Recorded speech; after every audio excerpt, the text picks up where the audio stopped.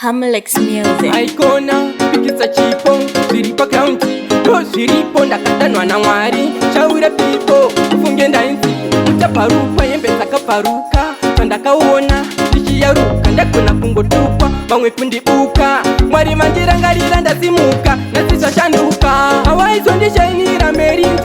awaizondidadira merinda watazonodikitira mirinda kazuri mwana watorinda awaizondishainira merinda awaizondidadira merinda watazonodikitira mirinda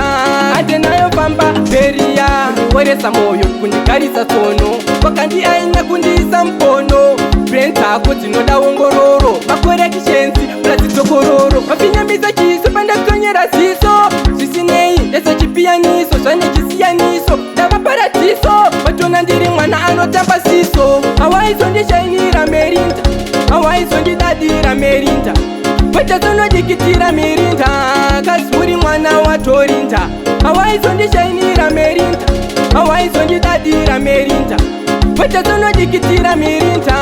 ande nayo famba beriya pandairima chibage wairima fota upenyu uchirema seputsu yemusocha namoirikota yandirova shota salento tanyimware tine murocha odorako rakaiswa mutifrisi kuti rikomeuta azvisi izi waindishuwizira namokuzipinza pisi kwauriranje iwo ndoda pisi awaizondishainira merinda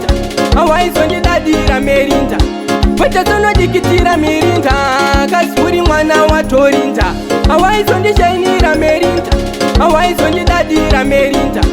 watazonodikitira mirinda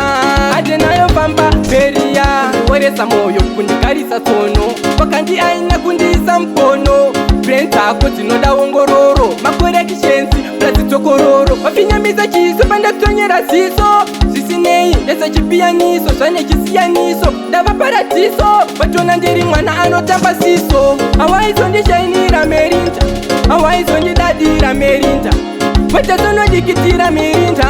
kazuri mwana watorinda awaizondishainira merinda awaizondidadira merinda watazonodikitira mirinda ande nayo famba beriya